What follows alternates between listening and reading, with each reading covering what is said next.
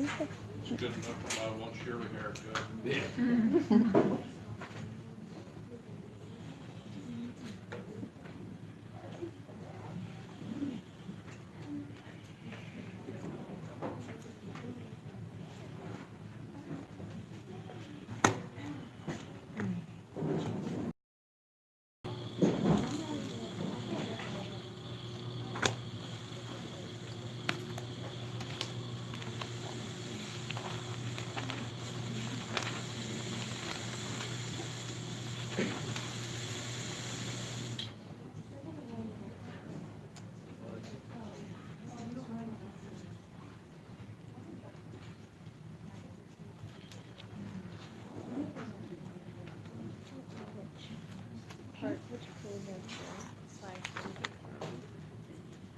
I feel like we just finished, another one who was telling us what kind of phosphorylation takes place in glycolysis cycle.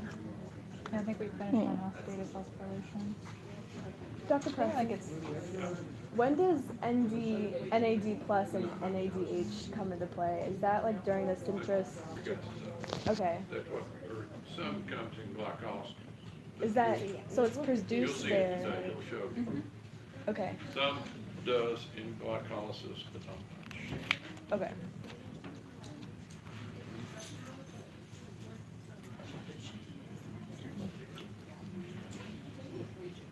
Okay, folks. Get things going here.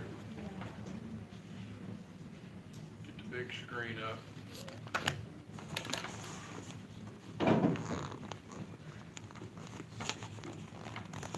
Which is not coming up.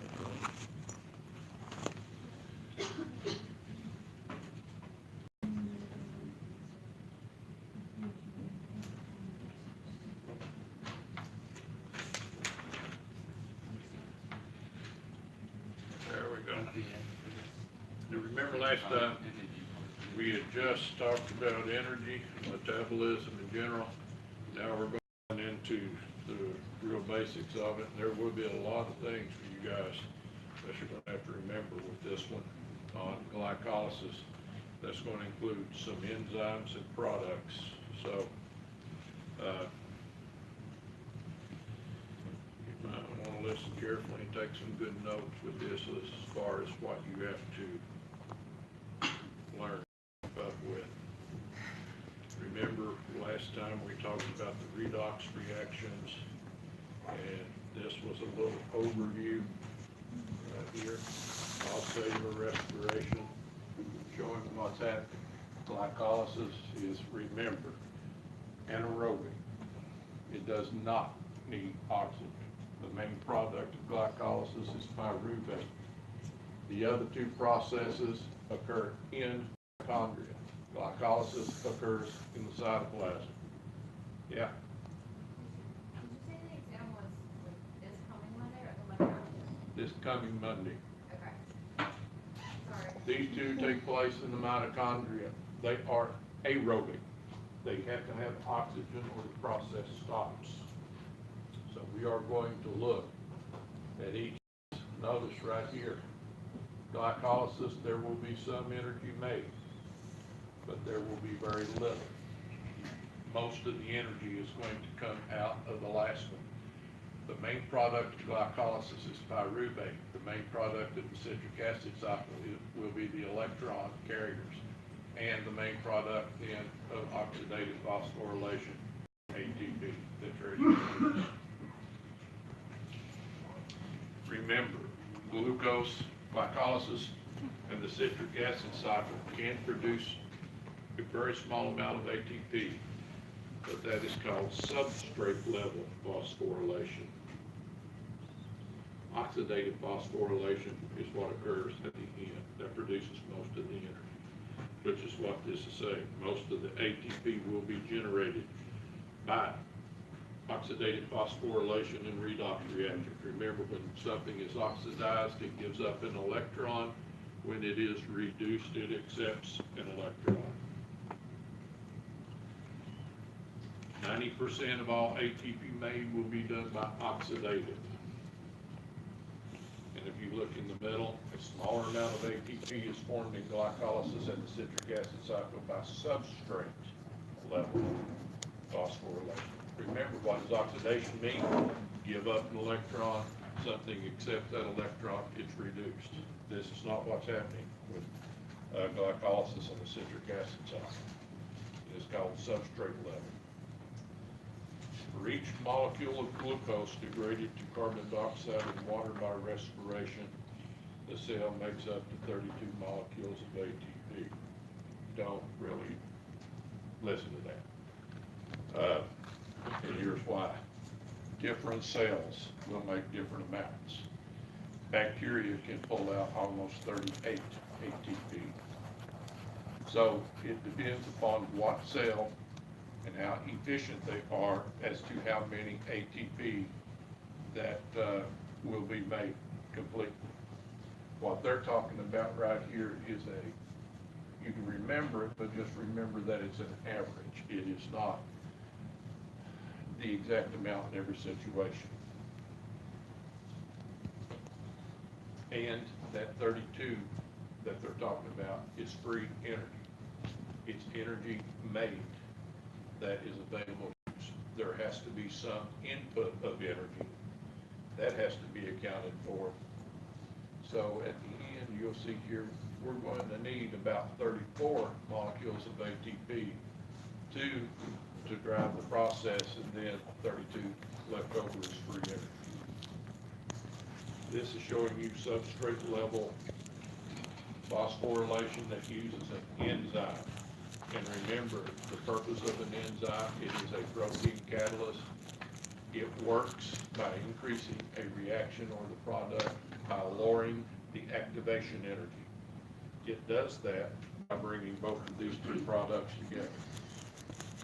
So when you add this with ADP, you get ATP plus that another product. That is substrate level. Glycolysis is the one that occurs first. A glucose molecule goes across the intestinal membrane, will be carried by the blood to different cells that need energy. All of them need energy. Glucose, with the help of insulin, will be able to open up one of those receptors and go inside of the cell. In the cell, glycolysis starts and occurs in the cytoplasm. There are 10 steps to glycolysis. The first 5 steps are called the investment phase because your body has to invest 2 molecules of ATP in order for that process to begin and start. At the end of glycolysis, there will be 4 molecules made. 2 of those will replace those 2 that your body had to put in. So out of glycolysis, there will be a net of 2 ATP molecules, free energy, that your body can use. That comes in the second 5 steps, called the energy payoff phase. Notice that glycolysis occurs whether or not oxygen is present.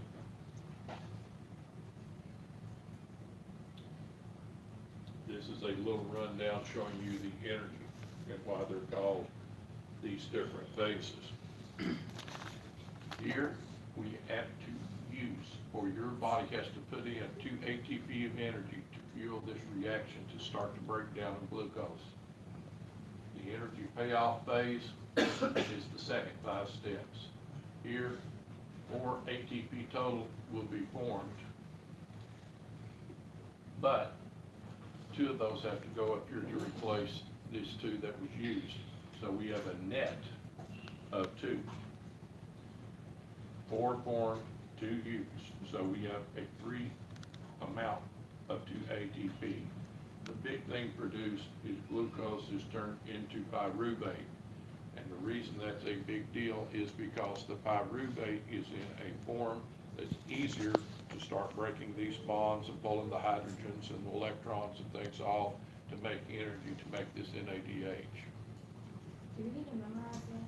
You need to know it. There will be some NADH made here, not very much.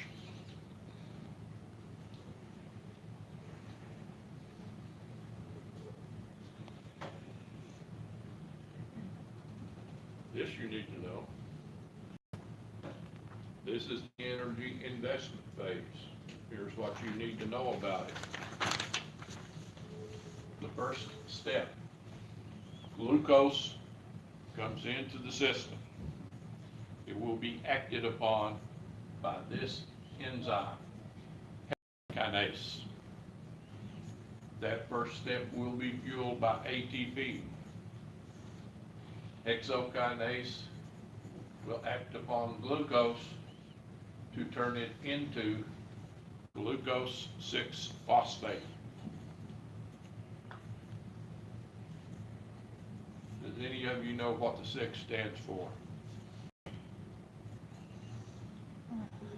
That is the number, which carbon that phosphate is going to be added to. What that is saying, we're going to take a glucose molecule and we're going to add a phosphate on number 6 carbon. When you see glucose 6, glucose 3, whatever, 1, it's referring to which carbon. Now this is drawn in the more natural form, which is the ring. But glucose is acted upon by the enzyme hexokinase. And on the exam, I'm going to ask you what are the 10 enzymes used in these steps and what are the 10 products. So here we start with glucose, and then hexokinase acts upon glucose to make hexokinase, or to make glucose 6-phosphate. You said that ATP is being used. Step 1, right there, yeah.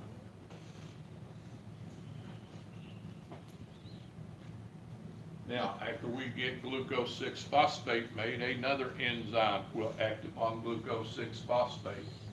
It is phosphoglucoisomerase. Now, we've said before, fructose is an isomer of glucose. This is the enzyme that can now turn glucose into fructose. It doesn't change the molecular formula, but it rearranges where the atoms are. So, glucose 6-phosphate is acted upon by phosphoglucoisomerase, becomes fructose 6-phosphate. So it basically, the phosphate and the 6 stay in the same position, but the glucose is flipped now and becomes fructose. Once again, on the third step, after fructose 6-phosphate is made, on the third step, energy is used again. So energy in glycolysis will be used on steps 1 and 3. Fructose 6-phosphate will be acted upon by phosphofructokinase. It will turn fructose 6-phosphate into fructose 1,6-bis, meaning 2-phosphate. So now it's taking this one that's got a phosphate on the 6th carbon, right there, and now we're going to put one over on the 1st carbon. So now it's fructose 1,6-bis phosphate. 1 and 6 refers to the 2 carbons in which the phosphate will be added to. Bis phosphate just simply means 2.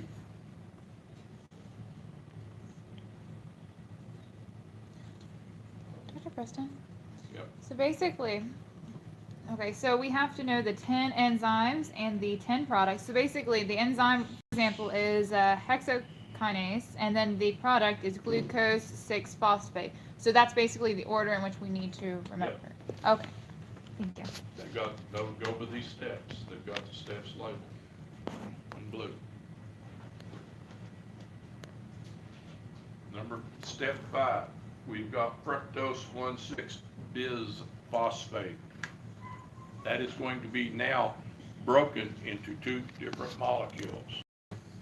One of those is one that you'll hear enormous amounts about as long as you study biology. Glyceraldehyde 3-phosphate, acted upon by aldolase. It's cutting this fructose 1,6 into 2 molecules. One of those is glyceraldehyde 3-phosphate.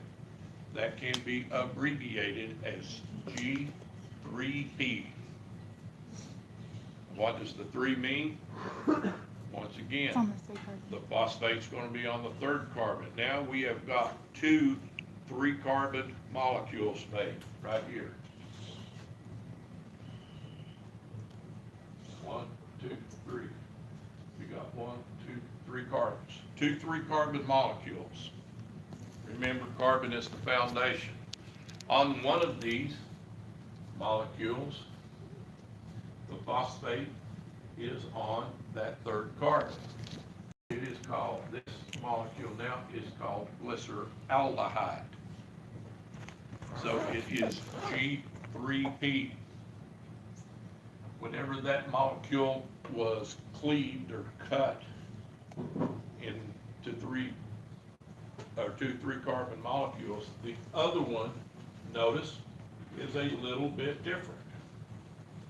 Notice this has got that little carbonyl, and now we just got an oxygen in the phosphate, so it's not exactly the same. It's got the same number of oxygens and so forth, but it's a little different. So it has to be rearranged. What rearranges it is this enzyme here. So step number 4 gives us G3P. And this molecule, dihydroxyacetone phosphate. Isomerase acts upon dihydroxyacetone phosphate and turns it into another molecule then of G3P. That's what happens in the first step.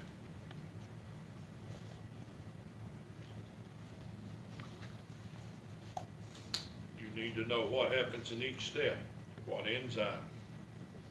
You need to know what the product is. First step, glucose is acted upon by hexokinase. That gives a product of glucose 6-phosphate, which will be acted upon by phosphoglucoisomerase and so on. The step goes with the enzyme. So we've got glucose, but the first step doesn't occur until that hexokinase acts upon glucose, turns it into glucose 6-phosphate. Then the second step, phosphoglucoisomerase acts upon the glucose 6-phosphate, turns it into fructose. Remember, at this 4th step, we've got 2 molecules. One is G3P. That's the one that we want to go through the system. G3P is ultimately going to become pyruvate. Because of the arrangement of the molecule, the way glucose is, we have to rearrange that one so it's acted upon by another enzyme, isomerase. I got a question. G3P, is that an uppercase G and a lowercase p, or No, it's just G3P. all capital? Okay. Dr. Preston, Yeah. so in the 5th step, are there 2 products or only 1 product? Is it making only There will be G3P? 2 products in the 5th step. What it's doing, 4th step made 2 products. Okay. G3P, the dihydroxyacetone phosphate. The 5th step, all it does, it only acts upon the dihydroxyacetone phosphate to turn it into G3P. So just G3P is the product of the 5th step? Do I? So only G3P is the product of the 5th step? That's what, Or after coming out of step 5, there Yeah. are 2 molecules of G3P. oh, Coming out of step 5, there's 2 molecules of G3P. Step 5 is just turning oxyacetone phosphate using the isomerase into G3P. So, okay, so step 1 has one enzyme, one product. Step 2, one enzyme, one product. 3, one enzyme, one product. 4 has one enzyme and two products. And then 5 has, so it's using another enzyme, but 5 it's has two products, but it's two different. Now they're the same products, whereas step 4 produced two products, but they were different. Okay, thank you. Keep in mind the goal of this. Your body is trying to take that glucose molecule and to be able to get at all of those hydrogens. It wants to take them. That's where we get the energy. But it depends upon how they're bonded, where they're bonded to, as to whether they are available or not. So this molecule glucose is being rearranged so that these hydrogens will be easier for the system to start pulling the hydrogen out of. Other questions on that?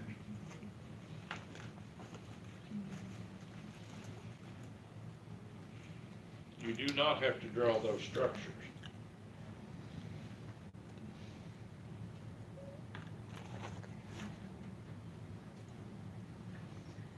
So basically, we just need to know, we need to know the, basically how it goes, what happens in each step, the enzyme and the product. And so you said that ATP is added and glycolysis occurs in 1 and 3. ATP is used, consumed in steps 1 and 3. Okay, and that's when glycolysis takes place, you said, right? This whole thing is glycolysis. Oh, right. Okay, so, Half of glycolysis, we still got half to go. okay. Thank you. So for the second part, this is called the energy payoff. Now, out of step 5, we had 2 molecules of G3P. From here on, since it works the same, the only thing you'll see is just it will show it for 1 molecule, but same thing happens for the other. There would be no sense in having 2 different pathways that do the same thing. So, we look at it. We have got G3P that comes in. Remember, that's what we made in step 5 here. We got G3P.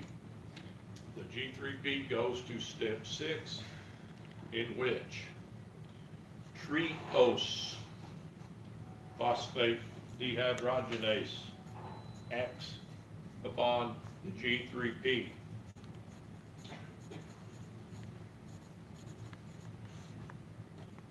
It will turn the G3P into 1,3-bisphosphoglycerate. Remember, G3P only had 1 phosphate on the molecule. Now, triose phosphate dehydrogenase, it takes 2 organic phosphates into the system right here, and it puts those on the other ends instead on the 1 carbon. We had G3P where we had a carbon on or a phosphate on number 3. Now that enzyme puts a phosphate on number 1 as well. So that stands for organic, inorganic phosphate. So like in the other chapters, wasn't that one like represented or couldn't be used yet because it's different? The 2 products of number 5 or are those 2 separate ones or are they? There are two separate. Out of number 4, we take that big molecule that was a 6 carbon. Now we break it into 2 3 carbons. That's what the enolase in number 4 does. One of those products is G3P. That's where we want to get to. The other one is the dihydroxyacetone 3-phosphate or dihydroxyacetone phosphate.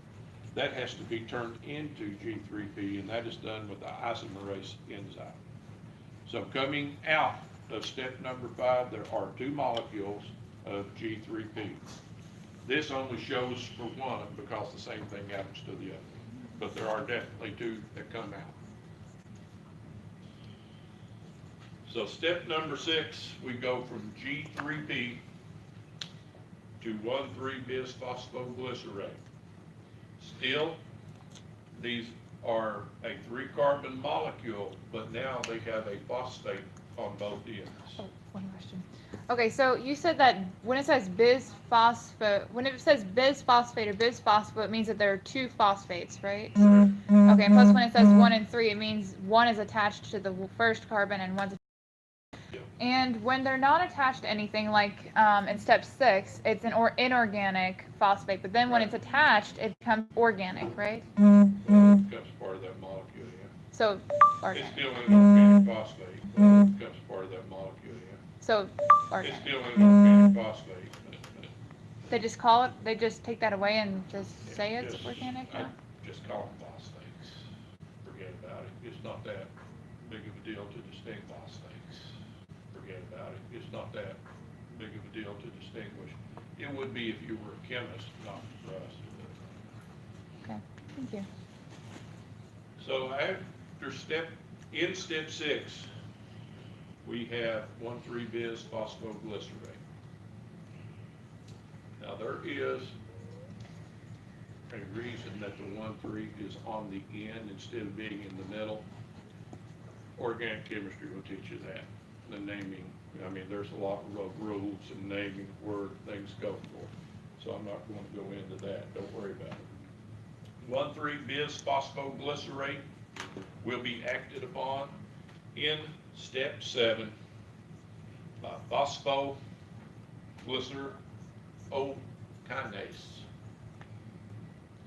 It will make 3-phosphoglycerate. So what does that tell you? It's on the 3rd carb. But now, if it was 1,3-bisphosphoglycerate, now it's only, as you see, 3-phosphoglycerate. What's it lost? A phosphate. A phosphate. What happens to that phosphate? It is used to phosphorylate an ADP to make ATP. Oh.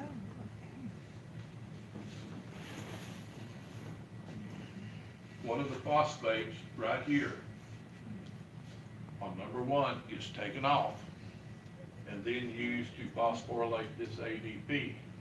So the product that is created out of step 7 is just 3-phosphoglycerate because we use that phosphate to make ATP. And remember, this is substrate phosphorylation using that enzyme. So, what exactly does substrate level phosphorylation mean? What does it mean, substrate level? It's just a totally different mechanism. ATP synthase itself is an enzyme that will make ATP after the electron transport chain.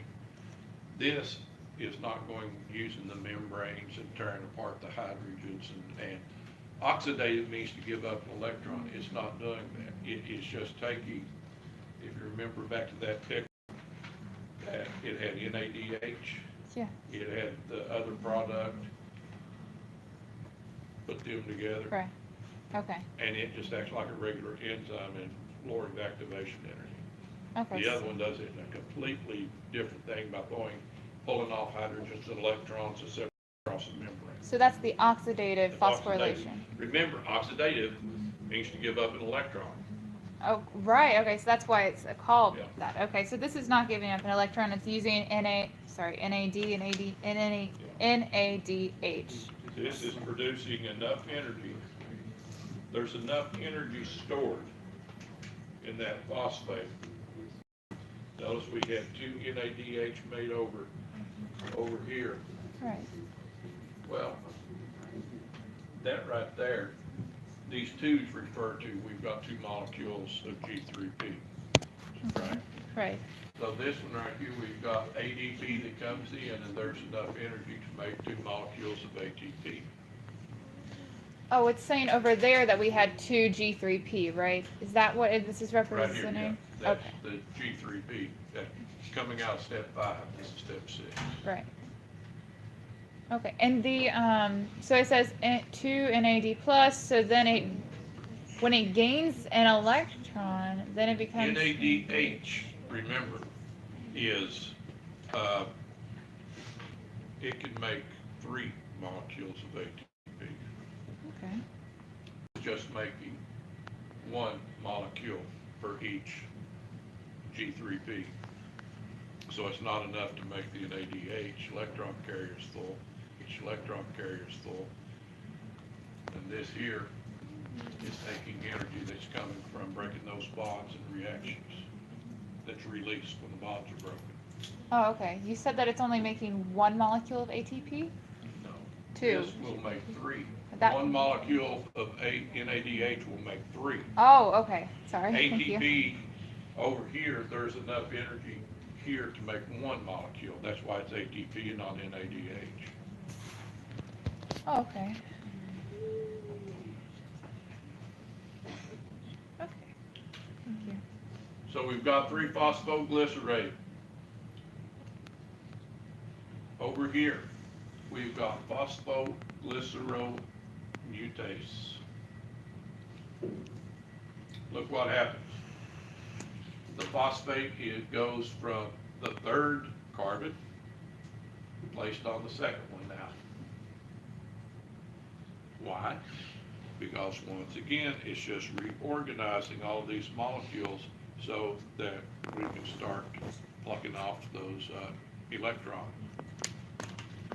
2-phosphoglycerate is acted upon once again by our old buddy enolase.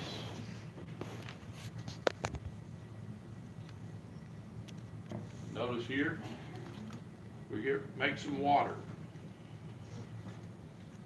We remove 2 hydrogens and an oxygen. Now, the reason, once again, there's 2 up there, we've got 2 molecules of G3P, so it's just telling you how many, what's the result for each. But for each molecule of G3P, there'd be 1 NADH, 1 ATP, so forth. But this is showing you because we've got 2 molecules of G3P coming out. Enolase at step 9 makes phosphenyl pyruvate, PEP. Phosphenyl pyruvate will be acted on by pyruvate kinase to make the pyruvate molecule. Look at that pyruvate molecule. You may be asked to draw it on the test. 3 carbons, oxygen, oxygen, with the 3 hydrogens.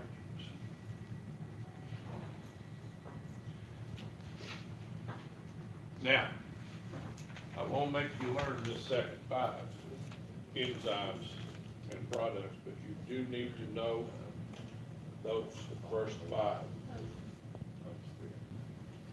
and understand what's happening there. Yeah. You said that we do not need to know the 5 from the payoff phase, but from the investment phase?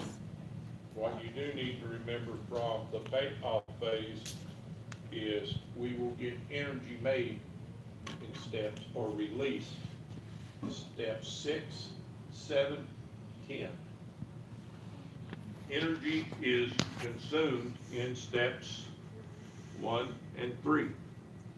6, 7, and 10, energy is released 1 and 3 is consumed. in the investment phase. The first 5 steps. Just 1 and 3 Oh, use. because this is the steps where it's taking it. This is payoff phase. All of these 3 steps are given it on. So the first 2 steps, 1, 3, consume energy. The second 3 steps, 6, 7, 10, release the energy. And we just need to know those 5 enzymes from investment phase. Products and enzymes, Product. the first 5 steps. First 5 steps. Usually I make everybody learn all 10. But I thought I would change a little bit this year because people were getting themselves all twisted in knots by the time they got through the payoff phase on keeping the steps in order. These first 5 are the ones you really need to understand and know. And if you know those, then you're seeing how these enzymes work. Look at the names of the enzymes when they say things like isomerase, granulase. And remember, out of the payoff phase, know the steps 6, 7, and 10 that release energy. Know the end product will be 2 molecules of pyruvate. Note the form for pyruvate right there, and you should be able to draw that.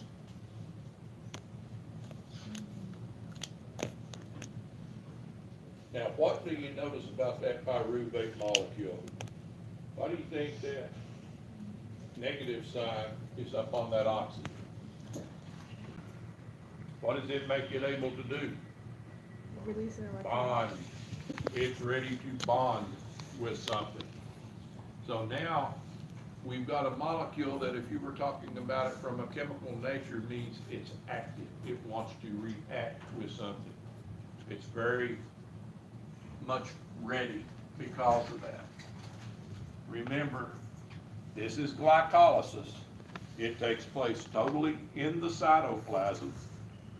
It turns 1 molecule of glucose into 2 molecules of pyruvate. It consumes energy, steps 1 and 3. It releases energy, steps 6, 7, and 10. If you know that, you've pretty much got the main parts of glycolysis there. Most of these classes are 80 minutes long instead of 50. There's no way I can give you the full exam I normally do. So instead of making you do those 10, I'll do the 5. So you said that, okay, so we need to know the step 6, 7, and 10, as in we need to know, Releases energy. but we do not actually need to know what, The only product or enzyme steps 1 through 5. And you need to know the last step creates pyruvate, 2 molecules. which is basically the whole goal of glycolysis, right? It is the goal of glycolysis. Now, that is, right there, in a nutshell, the first part of cellular respiration. Also, remember from last time, some people only call respiration the citric acid and electron transport chain as respiration. They put glycolysis separate. A lot of people don't. I'm one, just keep them all together. So glycolysis, citric acid cycle, electron transport, chemiosmosis make up the oxidative phosphorylation. So we've got 3 stages: glycolysis, citric acid, oxidative phosphorylation. That is cellular respiration. And remember from last time, the most important products from glycolysis is pyruvate. From the citric acid cycle will be the electron carriers that are loaded. And then the 3rd step, oxidative phosphorylation, the most important thing produced will be ATP, energy. Just a bien muchachos, vámonos. Let's go. Move. Now, as stated here, remember what oxidized is. If something is oxidized, what happens? Gives up an electron. After pyruvate is oxidized, that means all through this step, remember, look what's been happening. We started with 6 carbon molecule, now we're down to 2 3s, and it's getting more and more simple. So we've been taking and removing things. There were 2 water molecules made. That all took place in the cytoplasm. Now, the product of glycolysis is going to be turned over to the little organelle, the mitochondria. Glycolysis, its product, pyruvate. Pyruvate will move across the mitochondrial membrane. In doing so, it combines with a little helper. But something's got to happen to that pyruvate. Let's look at that pyruvate again. 3 carbons, 3 hydrogens, 3 oxygens. Now, in order for this to go across the mitochondrial membrane, right here, here's our pyruvate that's been made. We got to, once again, as this pyruvate moves across, it's going to give up a carbon dioxide molecule, a carbon and an oxygen. And then it's going to combine with an enzyme, CoA.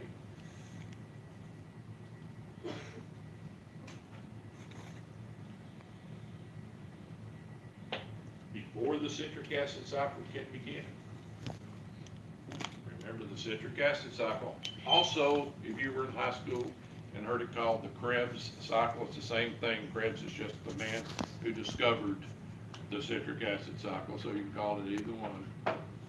But before that can continue and go into the membrane, the mitochondria, it must be converted to an acetyl group. The pyruvate will be converted to an acetyl group by removing a carbon dioxide, as we will see. When we have that carbon dioxide removed, when we have then the pyruvate that's now an acetyl group, it will combine with an enzyme, a coenzyme, called coenzyme A. So now we will put those together and the name will be acetyl-CoA. The CoA, think of it as a taxi. It's going to take you from one place to another, then dump you off, and then the taxi goes about its business. And that's what's going to happen here. The CoA is going to move that acetyl group through that membrane into the citric acid cycle. Then it's going to leave. It's going to dump off that acetyl group, and the acetyl group now will combine with something else to get the cycle started. And notice, I'm saying it just like that. There's a lot more going on here for this to happen. There are, as you see here, this step is carried out by a multi-enzyme complex that catalyzes 3 reactions. So if I'm saying it occurs, this is telling you there's a lot of little steps that occur. Now, you don't have to know all of those steps and things, but just realize that this is not just happening spontaneously. There are enzymes in there that are driving that process. Look what happens in through here. This is, if you look, is our pyruvate molecule. Now, we said carbon dioxide is going to be removed. That is 1 carbon and 2 oxygens that come off of the end of that. And once again, there are enzymes that are driving all of this. Whenever that is given off, then this is what we have left. The 2 carbons you see in red, that oxygen and the H3. That is an acetyl group. So we get rid of the carbon dioxide, turn pyruvate into an acetyl group. The acetyl group is going to be carried then across that membrane. This is the mitochondrial membrane. This is the phosphate heads, and this is the lipid tails in the middle. So that transport protein is going to move that acetyl group across. It will then combine with this coenzyme A. That coenzyme A, remember, if we've got this acetyl group ready to bond, it's like a free nerve ending, it's what to be active. So that coenzyme acts kind of like a placekeeper as far as electrical balance. So this can move across and not combine with other things or be affected by other things, and it can move across. Yeah. So you said the, at the top of the pyruvate, you said it's like ready to bond, but if it's transported into the mitochondria, how is it still bonded? That protein, it attaches to the protein. That protein carries it across the membrane. Once that occurs, in that process, see, this release is coming as it's going across the membrane. So then it gives off the carbon dioxide, and immediately is combining with that coenzyme A. It's just there, smack. And that makes it stable enough then to move it into the citric acid cycle. Once it gets in there, the CoA goes off, leaves that acetyl group, that'll bond with the first thing in the citric acid cycle. Also notice, in this process, we're breaking off molecules such as the carbon dioxide, so we will make some NADH. Now this has got this drawn out on this big slide, but it's happening just immediately. One step ends and the other one's already almost done. It's that quick. So this is our end product. This is that acetyl group, and that's the coenzyme A up at the top. And remember that coenzyme A is acting just like a little taxi to move that acetyl group to where it needs to go to become active. That is the citric acid cycle. And there are many proteins that cause all of these little reactions up there to happen. Dr. Preston? Yeah. So NADH, you said that because we're dropping off, for example, CO2, we are also creating NADH in this? Well, I know that, okay, so NAD plus gains an electron and it becomes reduced. It does that, but that happens because of the enzyme. Okay. That's why it's called substrate level phosphorylation, not oxidative. It's not just losing, that enzyme is making it happen. The coenzyme A? Well, no, to make the NADH. So that's a different enzyme. Okay. The enzyme is going to cause this to happen. Which enzyme is it? I don't, Just not There's- specifically. there's different enzymes that can break things apart, tie things together, and I don't know exactly which one that is. It would be probably named something like pyruvate kinase or something like that. Okay. I'm not sure. But in through here, one of these are gonna go through that substrate phosphorylation. It's gonna grab these things and hold them together, and then they'll make an ADH. Okay. But it's not pulling off the electrons and separating them on the membrane like oxidative phosphorylation. Yeah. Now, we've got acetyl-CoA right here. Acetyl-CoA. Pyruvate is oxidized, loses some electrons, the carbon, the oxygens to make carbon dioxide, leaves us an acetyl group, which then combines with the CoA. So now, acetyl-CoA right here is going into the citric acid cycle. Just as soon, or actually before it actually gets into the cycle, it will flip off that CoA. The acetyl group will then combine with another element right there. So now we're starting that citric acid cycle, or the Krebs cycle. Citric acid cycle, called the Krebs cycle, also completes the breakdown of pyruvate to carbon dioxide. Remember, what are the waste products of the complete metabolism of a glucose molecule? Water, carbon dioxide. That's the only waste product, plus energy that's given off. We've already seen one carbon dioxide molecule created to turn pyruvate into an acetyl group. We've seen two water molecules made in that next to the last step of the payoff phase of glycolysis. Now, we're going to complete the breakdown of pyruvate. The cycle oxidizes organic fuel derived from pyruvate, generating 1 ATP, 3 NADH, and 1 FADH per turn of the cycle.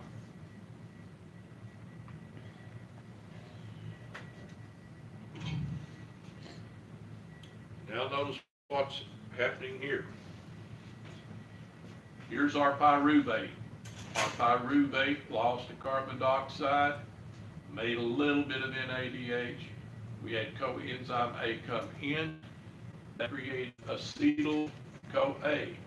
Now remember now that acetyl group only has 2 carbons. It lost that one in carbon dioxide. The acetyl group comes into the citric acid cycle and immediately gets rid of that coenzyme A. So the citric acid cycle starts. Notice here, get 3 NADH made there, some ATPA, substrate phosphorylation there, FADH2 there. During the first, or I guess during step number 2, when there's CO2 come out, at that point it's only a hydrogen one? No, it's not showing you the whole thing. There's a different chemical. But when this right here comes in, it is a 2-carbon molecule. But this is just showing you the cycle and what's coming off. It's not showing you what actually those chemicals are. So when the acetyl-CoA group comes in, it gives off the coenzyme and combines with this chemical right here, oxaloacetate. When the acetyl group combines with oxaloacetate, we have citric acid created, or citrate. Remember, these are acids. This is just I'm talking about the ionized form of those. So the acetyl group plus oxaloacetate makes citrate. Now we've got an acid. So we've turned glucose into an acid. What is the definition of an acid? Anything that generates hydrogen, Ion. protons, or ions. Perfect. So that's where we want to be. Now we can generate all these hydrogen ions, separate them, protons from electrons, and use them to create a force that will make more ATP at the end. That's where we're going to with this. So here's the citrate. Coenzyme A leaves. Notice it will come back in to attach to these molecules. This will just leave, and as these products are made, we pull off some of these hydrogens. We go from citrate to one called isocitrate, make a little bit of energy. Then we lose another carbon dioxide, make alpha ketoglutarate. Lose some more down here, and that becomes succinyl-CoA. Lose a few more, and then we get into succinate. Lose some more. So what it's doing, notice all of these molecules are getting more and more separate. As we go down, we're just taking away some of the hydrogen.